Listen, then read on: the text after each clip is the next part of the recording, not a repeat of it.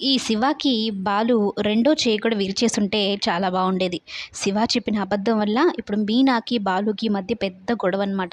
తమ్ముడు చెప్పిన మాటలే నమ్ముతుంది తప్ప, బాలు చెప్పేది వినదు, అసలు అర్థం చేసుకోదు. తాగొస్తే మీనానే ఒక మాట అనని బాలు, అటువంటిది తాగొచ్చి బావ నన్ను కొట్టాడు అంటే ఎలా నమ్మగలిగింది?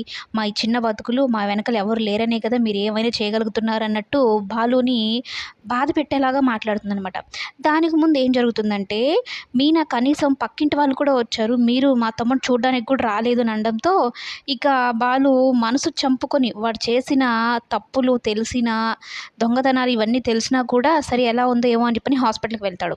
అయితే ఈ అబ్బాయి ఎంత పొగరుగా మాట్లాడతాడో తెలుసా బాలుతో, "ఏమిరా ఇప్పుడెలా ఉంది?" అంటే, "ఏంటి 2 చెయ్యి కూడా విరగ్గొట్టడానికి వచ్చావా? మా అక్కకి తెలిసిందంటే ఏం జరుగుతుందో తెలుసా?" అంటే, "మీ అక్కకే గనక నువ్వు చేసింది గాని తెలిస్తే మీ అక్క ఏం చేస్తదో నీకు తెలుసా?" అంటే, "నేను ఎవరికీ భయపడను. ఏమైనా చేసుకోపో, ఎవరికైనా చెప్పుకోపో. అవును. నా ఇష్టం. నేను డబ్బు సంపాదించాలనుకున్నా. నా కోరికలను నేను తీర్చుకోవాలనుకున్నాను. నీకులాగా డ్రైవర్‌లాగా బతకమంటావా?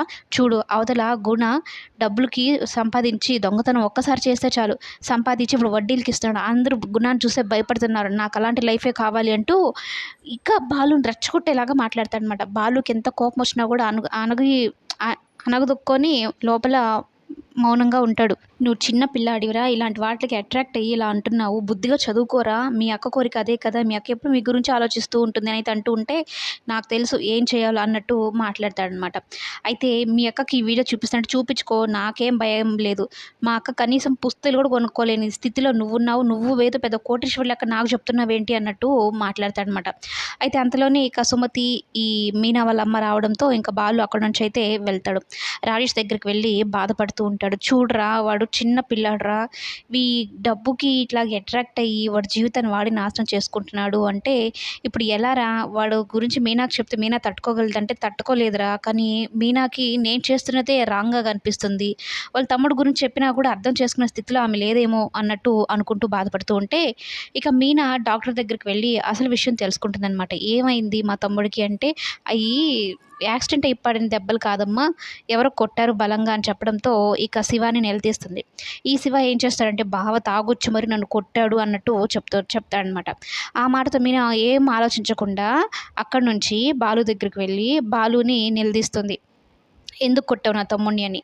వాడు రెచ్చగొట్టేలాగా మాట్లాడాడు. తప్పుగా మాట్లాడాడంటే, ఏం తప్పుగా మాట్లాడాడు? బుద్ధిగా చదువుకుంటున్నాడు.